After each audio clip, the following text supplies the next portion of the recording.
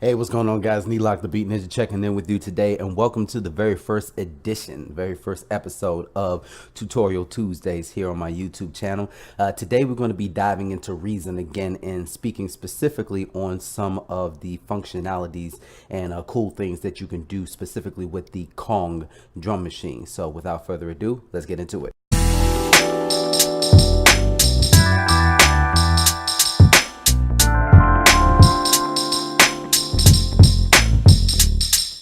All right, ladies and gentlemen, once again, thank you so much for tuning in to the very first episode of Tutorial Tuesdays. As mentioned before, today's tutorial is going to be a little bit of a review on some of the things that you can do with the Kong Drum Designer, which is one of the newer racks that come with your version of Reason.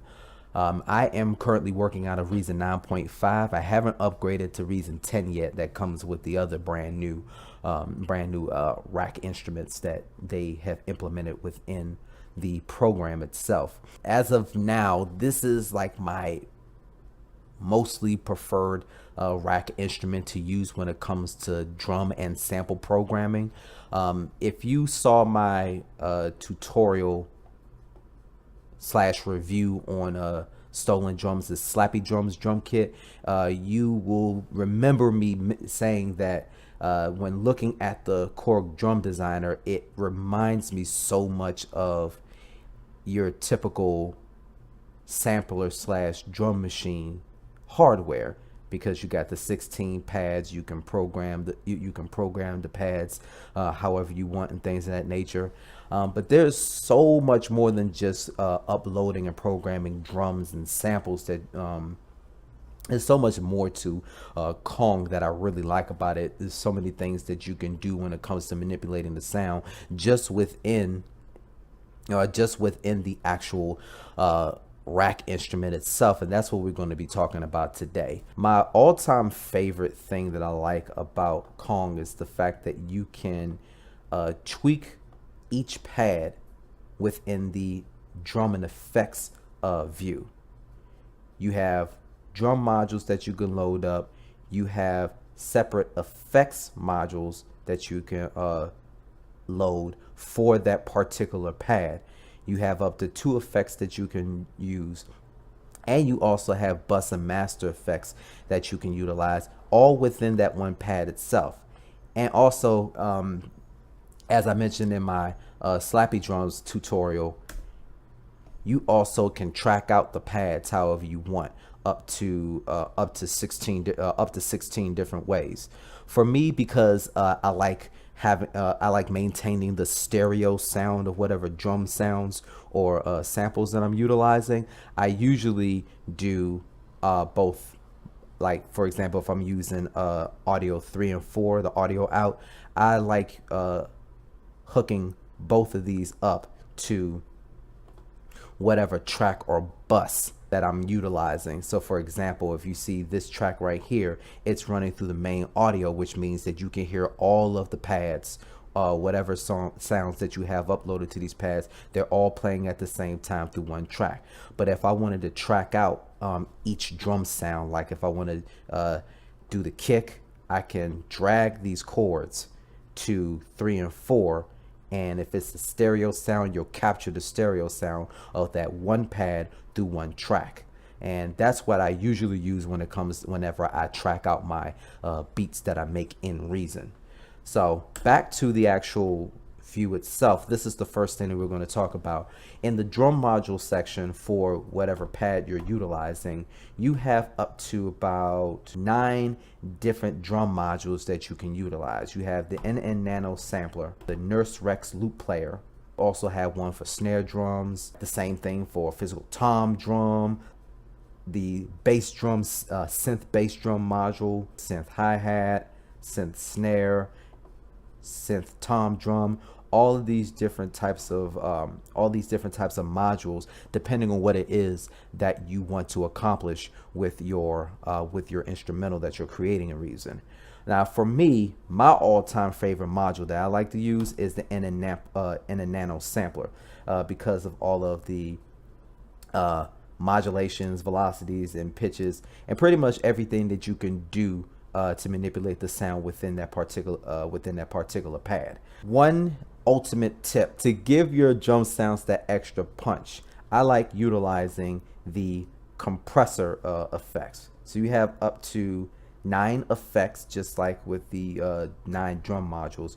You can use a compressor, a filter, overdrive, resonator, parametric EQ, rattler, which means tension of the snare drum you're using, ring modulator, so you can adjust the frequencies of the pad sounds. You can add reverb specifically for that specific pad. You can add a tape echo sound to the effect for the sound that you have on that pad, and you can even add a transient shaper.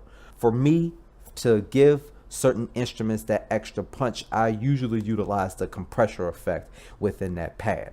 When it comes to utilizing any sounds, utilizing the compressor, I usually like to do this on just the kick and a snare, depending on what it is, and again, what type of the style of music I'm doing. So for example, we'll actually load up a couple sounds here. For the sake of time, I'm going to go just straight to the factory sounds and then manipulate the sound that way. So there you go. So you got both of these sounds here, right? So what will also happen at times, depending on the actual sound itself, sometimes it will automatically upload the drum module. But however, if you want, you could just easily hit none, so that way you can keep it blank. But usually, depending on the sound, it will automatically upload the actual sound itself. For the most part, it usually defaults to the N and Nano, because that's the only way that so for some drum sounds, that's the only way that you can hear them. And from that point, you can make the necessary adjustments from that point. But for now, we're going to stick with the bass drum, snare drum that we have. Now you notice that, it got nice little, got a bit of punch to it for both the snare and the kick. But what if I really want to make a good first impression with these drums? I add compression, but not too much though, because I do have a couple of rules of thumb when it comes to utilizing this compressor. So I'm going to go ahead and add that. You will if you really pay attention, you'll notice that it's a little bit more punchy, and it will like cut through the mix much better.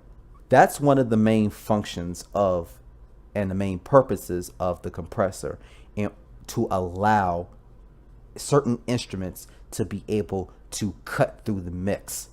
One of the ways to do that is being able to add the compression to the instrument itself or the sound itself. So if I turn this off, sounds good, but I wanted to cut through the mix a lot better with the finished product. So turn it on, and then you can adjust it. You can adjust the amount in order to get it to get that right type of punch. I usually try to keep it around 9 o'clock on the knob, because if I do all the way to the other side, you can barely hit it. You can barely hear it because it's too punchy. But right here, it sounds just right. And then you can also adjust the makeup gain, which is pretty much the volume. Because if you do it too loud, it's going to be the track's going to be too high. So again, depending on what it is that I want to do, I may keep it right there. And then you can also adjust the attack and release, like how much it cuts through with the attack, how wide the sound is with the release. I usually like to keep it at either right at 12 o'clock or just a little bit clockwise past that. And then with the release, I can either do a hard right, turn the release down if I don't want the overall After Effects sound to be too spread out. Usually I like to keep it the way it is because of the fact that as soon as you add the compression on there, it sounds great. But again, like I said, you can make adjustments. So I'll do that, and then sometimes I may even add a parametric equalizer in order to adjust the frequencies and make it punch more with the gain. If I want to add more bass to it. But for this example, we'll just stick with what we have right now, because for the most part, the thing I like about Reason is all of their sounds are already pre-mixed, and they're designed to not have to do too much. The only time that you would ever have to add anything else is if, again, like I said, you are trying to accomplish something specifically with the track that you're doing. Like if I want to do a hip hop track and I wanted to cut through and really slap people in the face with the drums and things of that nature, that would be one purpose for that. And so I am about to do the same thing with the compression. See, now it cuts through a lot more this time. Turn it on. Adjust the attack a little bit so that way it can cut through a little bit more. Turn the gain up. Bring it about a little bit over 9 o'clock. Now it sounds good to me. The number one rule of thumb when it comes to utilizing the compressor: do not overdo it with the adjustments, and do not overuse it. As mentioned before, there are a lot of instruments that you are going to be investing in, or you'll be privy to, that do not need these adjustments, that do not need compression, because the creators of the drum kits or the sound packs have already done the work for you. When it comes to maybe stock sounds coming from whatever DAW you're using, it doesn't matter if it's Reason, Ableton, Pro Tools, Studio One by Personas, Fruity Loops. It doesn't matter. If you're using a stock sound and it's not punching, you like that sound, but it's not punching the way that you want it, then that's when I would recommend utilizing plugins such as the compressor. For me, this is like a way of me creating a punchier kick from the stock sounds in Reason, or a punchier snare from those same stock sounds. Second rule of thumb: I would recommend only utilizing the compressor if necessary on just the kick and the snare. I've tried to utilize this method on things such as hi-hats or other percussion instruments, but I've come to find out that it adds too much of an attack, and it cuts through the mix, but too much to the point where you can literally feel it in your ears. I would also recommend, when it comes to using the compressor, you can use it if you are coming up with your own Foley sounds. So once again, compression function, this is like my go-to effects to give certain drum sounds, specifically kicks and snares, that extra punch to cut through the final mix. I would recommend not overdoing it and keeping it limited to kicks and snares. I wouldn't use it with sounds which you know for a fact that the creator of those sounds already added those mixing procedures to the point where they made it user friendly enough for you, the producer, not to have to add anything extra on there. So like I said, two examples of those drum kits will be, again, the Slappy Drums kit and any of Decap's Drums That Knock kits, because they created those kits in order for them to slap, in order for them to knock. So that way, that's extra work that you do not have to do as a producer. Work smart, not hard. One thing that I forgot to mention too, another cool thing that you can do with Kong, you can create your own templates. So if there are certain drum sounds that you like to use for specific styles of music, you can load up your drum sounds, but you can also save your sounds as a separate template. So let's just say D kit, for example, we in my NELAC instruments little file that I created, D kit, save, now it's in there. So whenever I want to use this kick or this snare specifically, I can always go to the open file here, browse patch, go straight to D kit, and it will automatically upload it with all the settings that I saved from the point in time that I created the actual template itself. If there was anything, let me know what you found valuable from the advice and tips that I gave in today's tutorial on the Kong Drum Designer. If there are any other questions that you may have about not just Kong, but anything else about Reason, regardless of what version you have. Like I said, I have 9.5. Some people may have Reason 10 or what have you. But any questions that you may have about Reason, don't hesitate to leave a comment. Leave those questions in the comments below this video. I'll definitely be more than happy to be of assistance to the best of my own knowledge. And I will not be afraid to let you know if there's something that I don't know. You know, but that's the wonderful thing about Google. You can research it because I'm guarantee you that whatever I don't know, somebody else knows. And I definitely have no problem with being able to point you in the right direction to where those resources can be found. All right, guys, thank you so much for tuning in to today's episode of Tutorial Tuesdays. I hope you at least got something out of some of the tips that were given today in regards to the Kong drum machine and Reason. And I hope you learned something new for a lot of you newer beat makers out there that are new to utilizing Reason in your music production. Before we end this broadcast, I just wanted to give you a quick announcement, some really good news in regards to Inner Ocean Records. If you're familiar with the record label, you may already know that Bless Volume 2 is getting ready to drop tomorrow on all streaming platforms, as well as the cassette tapes. I'm excited to let you know that I am on the compilation, and I'm knocking stuff over out of excitement.